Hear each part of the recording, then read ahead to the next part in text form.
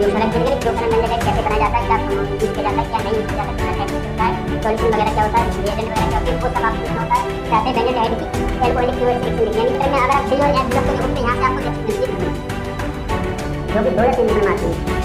2 number में आएंगी या 3 नंबर में आएंगी। रिएक्शन मिलती है आपको किस तरह से, एन ब्लॉक एफ ब्लॉक। ज्यादा फॉलोइंग कंपाउंड यानी कि टेस्ट नहीं होती, यहाँ से आपको आगे टेस्ट मिलती है। हेलो गाइस, कैसे हो आप लोग। आई होप कि आप सब लोग ठीक होंगे, खैरियत से होंगे। और अब वीडियो का टाइटल और थंबनेल देखकर आप समझ ही चुके होंगे कि आज की वीडियो का टॉपिक क्या होने वाला है, आज की वीडियो में क्या बताया जाने वाला है। आज की वीडियो में 12th क्लास की केमिस्ट्री का जो सिलेबस है, जो बोर्ड एग्जाम में आता है, जहाँ से बोर्ड एग्जाम क्वेश्चन बन सकते हैं या फिर वो सब इस वीडियो में देखने वाले हैं। 12th क्लास का टोटल सिलेबस कितना है, यानी टोटल कितने चैप्टर उससे डिलीट हुए हैं, कितने चैप्टर आपको पढ़ने हैं, कितने नहीं पढ़ने हैं, और जो चैप्टर आपको पढ़ने हैं उनमें से कौन ज्यादा इंपॉर्टेंट है और कौन कम इंपॉर्टेंट है, कहाँ से ज्यादा क्वेश्चन बन सकते हैं। क्योंकि पेपर में क्वेश्चन कई टाइप का आते हैं, 1 नंबर में भी आते हैं, 2 नंबर में भी आते हैं, 3 नंबर में भी आते हैं शायद, और 5 नंबर में भी आते हैं। तो 5 नंबर वाले जो क्वेश्चन आते हैं वो कहाँ से बने, क्योंकि वही क्वेश्चन आपकी रैंक बढ़ाते हैं, वही क्वेश्चन आपकी परसेंटेज को बढ़ाते हैं, आपके नंबर्स को बढ़ाते हैं। जो ऑब्जेक्टिव क्वेश्चन आते हैं वो इतने ज्यादा मैटर करते हैं, बट इतने ज्यादा नहीं करते जितनी कि 5 नंबर और 3 नंबर वाले करते हैं। तो वो कौन से क्वेश्चन किस चैप्टर से बन उठते हैं, किस चैप्टर से बनते हैं। और केमिस्ट्री, क्योंकि केमिस्ट्री को कई भागों में बांट के पढ़ा जाता है, तो केमिस्ट्री में किस रीजन से, किस टॉपिक से कौन सा क्वेश्चन बन सकता है, ये सब इसी वीडियो में देखने वाले हैं। तो टाइम वेस्ट ना करते हुए डायरेक्ट वीडियो स्टार्ट करते हैं। अगर आप चैनल पर नए हो तो चैनल को सब्सक्राइब कर दीजिएगा और वीडियो को लाइक कर देना और अपने दोस्त के साथ शेयर कर देना, ताकि वो भी इस वीडियो से फायदा उठा सकें और अच्छा परफॉर्मेंस कर सकें। ठीक है, तो चलिए वीडियो स्टार्ट करते हैं। ये जो है, ये केमिस्ट्री में 12th में जो टोटल चैप्टर हैं वो है सारे, क्योंकि पहले जो केमिस्ट्री का जो सब्जेक्ट जो था, अब तक जो सिलेबस था, उसमें टोटल 16 सब्जेक्ट हम पढ़ते थे, जो 2021 से 22 से पहले, सॉरी 22 और 23 से पहले। 23 में सिलेबस जो अपडेट हो गया, बहुत सारे चैप्टर डिलीट हो गए हैं। तो कौन कौन से चैप्टर डिलीट हुए वो हम देखने वाले। ये जो चैप्टर है यहाँ से लेके और यहाँ तक के 11 चैप्टर, केमिस्ट्री में जो टोटल 10 चैप्टर आपको पढ़ने होते हैं, लेकिन यहाँ पे 11 मैंने इसलिए लिखे क्योंकि ये जो चैप्टर है पीरियोडिक टेबल यानी कि आवर्त सारणी, ये 11th क्लास का चैप्टर है, 11th क्लास का है। 11th क्लास की बुक में आपको तीसरे नंबर पे चैप्टर मिलेगा, तीसरा चैप्टर 11th क्लास का, क्योंकि ये पीरियोडिक टेबल एक ऐसा चैप्टर है, इसके बिना केमिस्ट्री को आप पढ़ नहीं सकते। केमिस्ट्री में आप कुछ भी नहीं पढ़ सकते इस चैप्टर के बिना। ये चैप्टर बहुत ज्यादा इंपॉर्टेंट है, पूरी केमिस्ट्री का बेस है। ये जितने भी चैप्टर हैं, हर चैप्टर का बेस है। अगर आपको ये चैप्टर नहीं आता है तो इन चैप्टर में से कुछ भी आपको समझ में नहीं आएगा। आप चाहे कितना भी दिमाग लगा लें, एक ही चैप्टर को कितनी बार पढ़ लो, जब तक ये चैप्टर आपको क्लियर नहीं होगा आपको ये कुछ भी नहीं आएगा। 12th में कुछ नहीं कर सकते, क्योंकि 11th क्लास का चैप्टर है, तीसरा चैप्टर बहुत बेसिक चैप्टर है, ये आपको आना जरूरी है, पीरियड टेबल। ठीक है, तो ये मैंने इसलिए यहाँ पे ऐड कर लिया है। पहले आप इस चैप्टर को कंप्लीट करिएगा, उसके बाद इन सारे चैप्टर को। वैसे भी मैं एक एक करके एक वीडियो में एक चैप्टर पूरा कंप्लीट करूंगा वन शॉट में। और क्योंकि आपका जो बोर्ड एग्जाम है वो लगभग फरवरी में होगा, तो नवंबर दिसंबर जनवरी ये 3 जो महीने आपके पास, इन 3 महीनों में पूरी केमिस्ट्री को कवर कर लेंगे। तो मैं आपको एक वन शॉट सीरीज चलाऊंगा। वन शॉट में आपको एक वीडियो में एक लेक्चर मिलेगा और एक चैप्टर फिनिश कर देंगे हम, वो सब हम देखेंगे। तो जब चैप्टर पढ़ेंगे तब हम देखेंगे, फिलहाल अभी जो सिलेबस है वो देख लेते हैं। तो 11th क्लास का चैप्टर है, ये आपको 11th क्लास का मिलता है और आपको पढ़ना जरूरी है। इसके बगैर आप कुछ भी नहीं पढ़ सकते हो और ना पढ़ने की कोशिश भी करना। तो पहले आप आवर्त सारणी यानी कि पीरियड टेबल चैप्टर को कंप्लीट कीजिए, उसके बाद और फिर ये बताएं 10 चैप्टर, ये जो 10 चैप्टर हैं ये केमिस्ट्री के 12th क्लास के हैं। पहला आता है सॉल्यूशन, विलियन। दूसरा आता है इलेक्ट्रोकेमिस्ट्री यानी कि विद्युत रसायन। अगर आपके पास केमिस्ट्री की एनसीईआरटी है तो एनसीईआरटी खोल के बैठना, क्योंकि मैं यहाँ पे नाम बोलूंगा, हो सकता है कोई चीज आपको लिखी हुई समझ में नहीं क्या लिखा है, तो आप हाथ का अपने एनसीईआरटी में टिक कर लेना और लिख लेना। ठीक है, तो एनसीईआरटी खोल के बैठना। मैं बता दूं, पहला चैप्टर है सॉल्यूशन यानी कि विलियन। दूसरा चैप्टर आता है इसमें इलेक्ट्रोकेमिस्ट्री यानी विद्युत रसायन। तीसरा केमिकल काइनेटिक्स यानी कि रासायनिक भौतिकी। और चौथा चैप्टर आता है D and F block element यानी कि डी एफ ब्लॉक के तत्व। दूसरा इसमें छठा चैप्टर आता है कोऑर्डिनेशन कंपाउंड उप संयोजक यौगिक। और चौथा चैप्टर है, सातवें चैप्टर है इसमें haloalkane and haloarenes, जो कि ऑर्गेनिक केमिस्ट्री में आ जाते हैं। और इन जो ये जो चैप्टर हैं इनको हम हिंदी में भी हेलो एल्किन और हेलो एरिस ही बोलते हैं। और हेलो एल्किन और हेलो एरिस का जो चैप्टर है इसका दूसरा नाम होता है हेलोजन डेरिवेटिव कंपाउंड, क्योंकि ये चैप्टर के कंपाउंड जो होते हैं इस चैप्टर में जो पढ़ते हैं वो सब आर एक्स पढ़ते हैं। आर एक्स, जो एक्स जो होता है ये हेलोजन ग्रुप होता है। पीरियोडिक टेबल में 17वां ग्रुप जो है, 17वां वर्ग, उसको पूरे group fluorine, chlorine, bromine, iodine, एस्टेटिन, ये सारे जो ग्रुप एलिमेंट है ये सब हैलोजन में आ जाते हैं। तो ये इसको हम X से डिनोट करते हैं और इसको हैलोजन बोलते हैं। तो इस चैप्टर में जितने भी कंपाउंड पढ़ेंगे आप हैलोजन से रिलेटेड बनेंगे, या तो हैलोजन से बन रहा होगा या फिर किसी कंपाउंड से हैलोजन बन रहा होगा। तो यही आपको इस पूरे चैप्टर में पढ़ना होता है, इसलिए इसको हम हैलोजन डेरिवेटिव में हैलोजन से बने हुए कंपाउंड पढ़ते हैं। फिर आपका चैप्टर आता है एल्कोहल, फिनोल, ईथर। एल्कोहल यानी शराब जो होती है, ये सब कैसे बनती है, फिनोल क्या होता है और ईथर क्या होता है, ये सब पढ़ेंगे। फिर आता है 9th चैप्टर आपका एल्डिहाइड, कीटोन, कार्बोक्सिलिक एसिड, ये सब में कार्बन से जो भी प्रोडक्ट जो कंपाउंड होते हैं वो कैसे बनते हैं, COOH जो वगैरह होता है, कीटोन वगैरह, एल्डिहाइड, वो सब पढ़ते हैं। फिर आता है अमाइंस, इसको हिंदी में एमीन बोलते हैं। और फिर आता है बायोमोलिक्यूल्स यानी कि जैव अणु। ये सारे जो चैप्टर हैं ये आपको पढ़ने हैं, इस वक्त आपका सिलेबस में मौजूद है। अब बात आ रही है डिलीटेड चैप्टर, जो चैप्टर डिलीट हो चुके हैं वो ये सारे चैप्टर हैं। सॉलिड स्टेट ये आपका डिलीट हो गया, इसे मत पढ़ना, इसे नहीं पढ़ना है आपको। सरफेस केमिस्ट्री ये भी आपका डिलीट हो गया है। General principles process of the isolation of matter, ये भी आपका डिलीट हो चुका है। दूसरा आता है P block element. P block element बहुत इंपॉर्टेंट चैप्टर है, ये भले ही डिलीट होगा लेकिन फिर भी आपको पढ़ना है। मैंने यहाँ पे लिख दिया था कि आपको पता चले कि जब डिलीट हो चुका है लेकिन पढ़ना, जब पीरियोडिक टेबल चैप्टर को पढ़ते हो तो आपको पी ब्लॉक पढ़ना पड़ता है। पी ब्लॉक नहीं पढ़ोगे तो आप इनमें से भी कोई चैप्टर नहीं कर पाओगे, क्योंकि ये जो हैलोजन डेरिवेटिव यानी कि ये जो चैप्टर है ये पूरा चैप्टर पी ब्लॉक के हैलोजन पे बेस है, क्योंकि जो हैलोजन ग्रुप है वो पी ब्लॉक का 17वां ग्रुप ही तो है। तो आपको पूरा एक एक करके सब पढ़ना होता है। फिर इसमें आ जाते हैं एल्डिहाइड, कीटोन, इसमें भी सब आपको पी ब्लॉक के एलिमेंट पढ़ने होते हैं। नाइट्रोजन फैमिली के, ऑक्सीजन फैमिली के सारे ग्रुप, यानी पी ब्लॉक के बिना आप कोई भी रिएक्शन नहीं कर सकती। तो पी ब्लॉक जो चैप्टर में सारे चैप्टरों में यूज होगा, लेकिन फिर भी इन्होंने डिलीट किया है तो मैंने यहाँ पे लिख दिया, डिलीट कर दिया, लेकिन आपको पढ़ना है, ठीक है। लेकिन आपके पास टाइम कम है तो आप छोड़ सकते हो, इन सबसे आप उस चैप्टर को रिकवर हो जाएगा। जब इनको पढ़ोगे तो वो अपने आप हो जाएगा, ठीक है। फिर आता है पॉलीमर्स, ये भी आपका डिलीट होगा, ये आपको नहीं पढ़ना। फिर आता है सरफेस केमिस्ट्री इनएबिलिटी, जो कि बकवास चैप्टर है और ये भी डिलीट हो चुका है। तो ये जो चैप्टर है वो डिलीट हो गए और ये जो चैप्टर है वो आपके सिलेबस में है। अब बात आती है केमिस्ट्री। केमिस्ट्री को हम 3 भागों में डिवाइड करके पढ़ते हैं, क्योंकि अदर सब्जेक्टों को सीधा पढ़ते हैं, लेकिन केमिस्ट्री को 3 भागों में डिवाइड करते हैं। ऑर्गेनिक केमिस्ट्री, इनऑर्गेनिक केमिस्ट्री और फिजिकल केमिस्ट्री। मैंने यहाँ पे लिख दिया इनऑर्गेनिक केमिस्ट्री, ऑर्गेनिक केमिस्ट्री और फिजिकल केमिस्ट्री।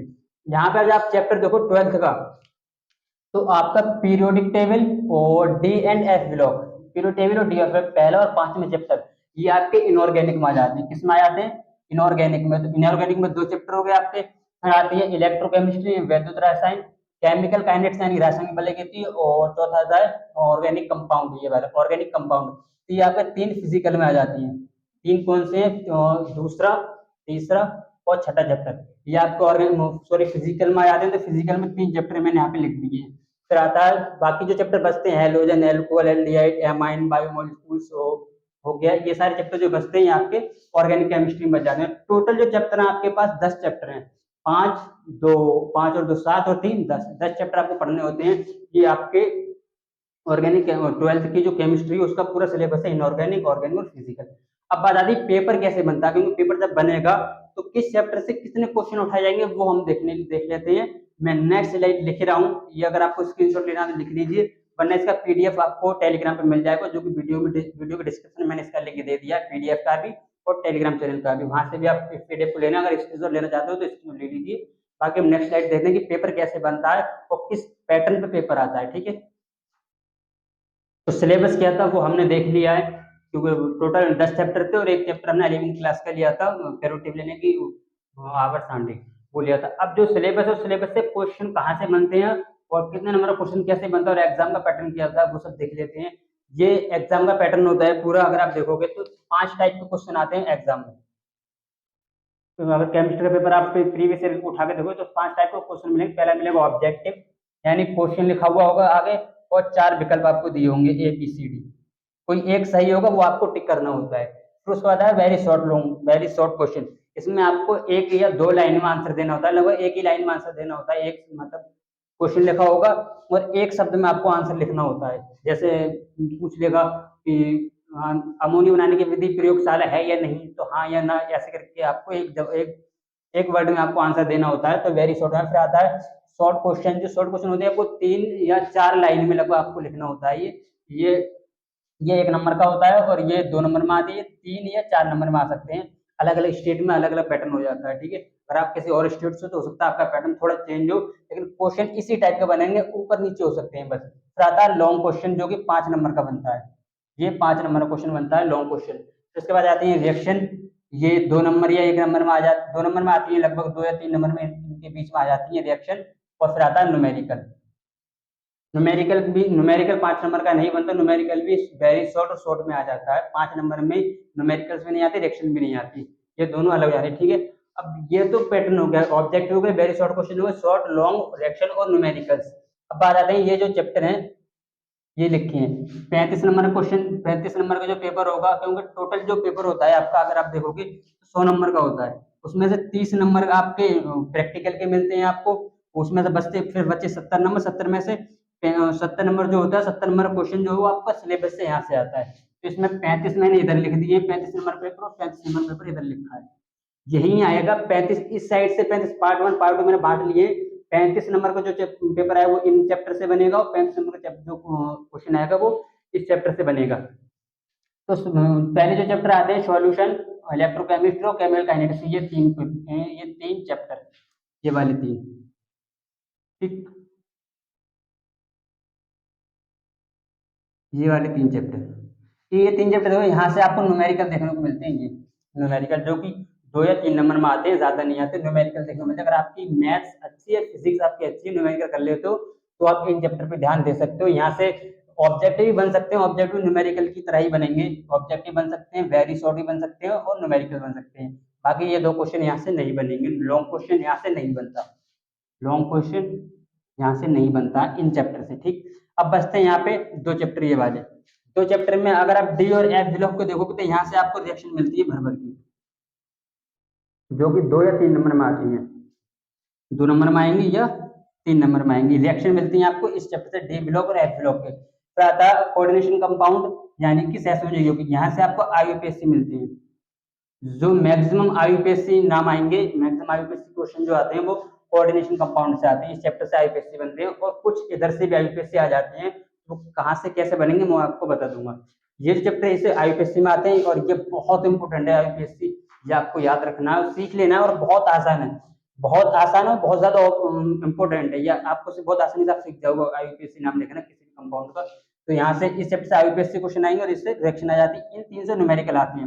और आपकी फिजिक्स वगैरह मैथ वगैरह अच्छी है तो आप इन चैप्टर पर ध्यान दे सकते हो। अगर आप फिजिक्स केमिस्ट्री से कमजोर हो तो इन पे आप सिर्फ ऑब्जेक्टिव जो क्वेश्चन आएंगे उन पे ध्यान देना, जो थ्योरेटिकल होते हैं, न्यूमेरिकल के पीछे मत भागना, क्योंकि इन चैप्टर के अंदर भी आपको न्यूमेरिकल और थ्योरेटिकल दोनों मिलेंगे। थ्योरेटिकल जो होते हैं कोई थ्योरी लिखनी होती है, जो साइंटिस्ट वगैरह होता है, साइंटिस्ट ने कब इलेक्ट्रॉन खोज की थी, इलेक्ट्रॉन का मास कितना होता है, इलेक्ट्रॉन का चार्ज कितना होता है, ये सब थ्योरेटिकल जो होते हैं वो आप देख लीजिएगा, इनमें ज्यादा न्यूमेरिकल पीछे मत भागना। अगर आपकी मैथ केमिस्ट्री फिजिक्स अच्छी है तो जा सकते हो। फिर आईपीएस से आप अच्छे से सीख लीजिएगा और रिएक्शन भी आपको अच्छे से सीख लीजिएगा, ठीक है। फिर आते हैं इधर, ये जो है ये पूरी ऑर्गेनिक केमिस्ट्री है, इधर और इनऑर्गेनिक और फिजिकल दोनों है, इधर सिर्फ ऑर्गेनिक है, यानी कि इनऑर्गेनिक और फिजिकल दोनों को मिला के 35 नंबर का क्वेश्चन पेपर बनता है, और सिर्फ ऑर्गेनिक केमिस्ट्री से भी 35 नंबर का ही क्वेश्चन पेपर बनता है। तो ये 5 चैप्टर इधर होगा, 5 चैप्टर इधर है। तो ये 5 चैप्टर में आपको एल्कोहल हो गया, हेलो एरिन और हेलो एल्कीन, और फिर होता है एल्कोहल, फिनोल ईथर, फिर aldehyde, ketone, carboxylic acid, amine और बायोमोलिक्यूल्स। एमाइन जो होते हैं यहाँ से रिएक्शन बहुत कम आती है, बाई चांस कोई रिएक्शन आती है, ज्यादा रिएक्शन नहीं आती है, और इतना इंपॉर्टेंट भी नहीं है। आप मतलब आपको नहीं आता है, टाइम कम है, नहीं कर पा रहे हो तो छोड़ सकते हो, इतना मत छोड़ना कि मतलब बिल्कुल ही छोड़ दो, बिल्कुल नहीं छोड़ना है। मतलब ज्यादा ध्यान नहीं देना आपको, अगर आपके पास टाइम कम है, ज्यादा नहीं, अगर आपके पास टाइम अच्छा है तो कर सकते हो, ठीक है। फिर इसके बाद आता है बायोमोलिक्यूल्स, यहाँ से रिएक्शन खूब भर के आती है भाई, यहाँ से भी और इन चैप्टर से भी रिएक्शन खूब आती है। अब पढ़ते हैं लॉन्ग क्वेश्चन कहाँ से आते हैं, जो 5 नंबर के होंगे, क्योंकि 5 नंबर अगर आप एक क्वेश्चन करते हो तो 5 नंबर आपको मिलते हैं, आप समझते हो कितनी वैल्यू रखते होंगे ये नंबर, ठीक है। तो ये वाला जो चैप्टर है डी एंड एफ ब्लॉक, यहाँ से एक लॉन्ग क्वेश्चन 100% आएगा, आप लिख लीजिए अभी पेपर में आपको 100% यहाँ से एक लॉन्ग क्वेश्चन मिलेगा ही मिलेगा, आप लिख लीजिएगा, ठीक है। एक क्वेश्चन यहाँ से हो गया। और क्वेश्चन किस तरीके से आता है, लॉन्ग क्वेश्चन आपको कैसे देगा, मान लीजिए अब बेंजल्डिहाइड की प्रयोगशाला विधि लिखिए, प्रयोगशाला में बेंजल्डिहाइड की विधि लिखिए, इस तरीके से देगा, बेंजल्डिहाइड की, बेंजल्डी हाइड की प्रयोगशाला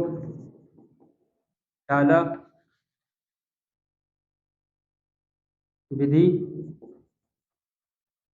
लिखिए। इतने में आपको 5 नंबर नहीं देगा। अब आप और ऐड करेगा, और फिर कहेगा बेंजल्डिहाइड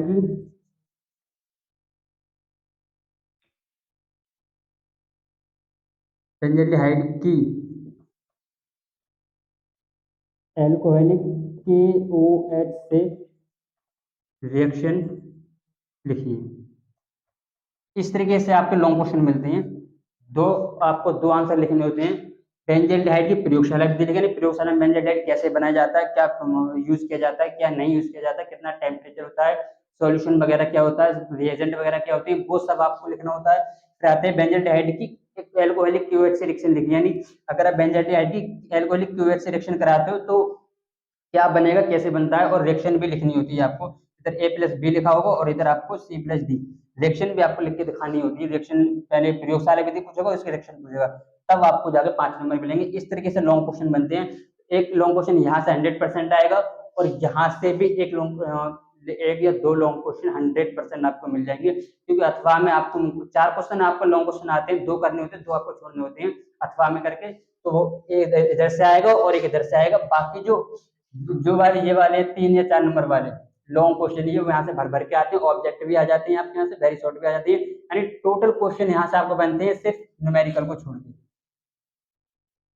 न्यूमेरिकल जो होंगे वो आपको इन्हीं 3 चैप्टर से देखने को मिलेंगे, बाकी किसी से भी आपको न्यूमेरिकल देखने को नहीं मिलेंगे। न्यूमेरिकल सिर्फ इन 3 में आएंगे, बाकी जो टोटल क्वेश्चन होंगे 4 टाइप के 5 टाइप के, वो यहाँ से सब देखने को मिल जाएंगे। यहाँ से आपको लॉन्ग क्वेश्चन और न्यूमेरिकल वगैरह देखने को नहीं मिलेंगे, लॉन्ग क्वेश्चन मिलेंगे। और यहाँ से सिर्फ आपको आईयूपीएससी मिलती है, इधर भी आईयूपीएससी से क्वेश्चन आ जाते हैं। आईपीएससी वगैरह नाम लिखने होता है। आईयूपीएससी 2 टाइप के लिखे जाते हैं, एक अनियम बीएम करके लिखा जाता है और एक जो नंबरिंग की जाती है अकॉर्डिंग टू रूल्स जो होते हैं उनके अकॉर्डिंग लिखा जाता है वो। ये तो केमिस्ट्री का पूरा सिलेबस ये है। इससे हटके अगर आपके पास कुछ भी वीडियो है, आपके कोई भी वीडियो देख रहे हो, कोई भी कुछ और बता रहा है, तो आप एनसीईआरटी उठा के देख लीजिए। एनसीईआरटी में इनके अलावा कोई चैप्टर नहीं दिया नई वाली में, मैंने देख लिया। पेपर भी ऐसे ही बनेगा, सब कुछ ऐसे ही बनेगा। ये आपके लिए 100% सफिशिएंट। अगर आप इसके हिसाब से चलते हो, बाकी आप बहुत अच्छा परफॉर्मेंस कर सकते हो, तो आपको किसी और वीडियो को देखने की जरूरत भी नहीं पड़ेगी। यही टोटल इसका सिलेबस था 12th क्लास का। इसके अलावा आपको कुछ भी नहीं पढ़ना है, सिर्फ इसी पे आपको ध्यान देना है। बाकी किस चैप्टर से कितने क्वेश्चन आते हैं वो आप देख लीजिएगा। ये चैप्टर आपके लिए इतने ज्यादा इंपोर्टेंट नहीं है, तो अगर आपकी फिजिक्स केमिस्ट्री अच्छी है तो इन पर आप ध्यान दे सकते हो, वरना छोड़ भी सकते हो।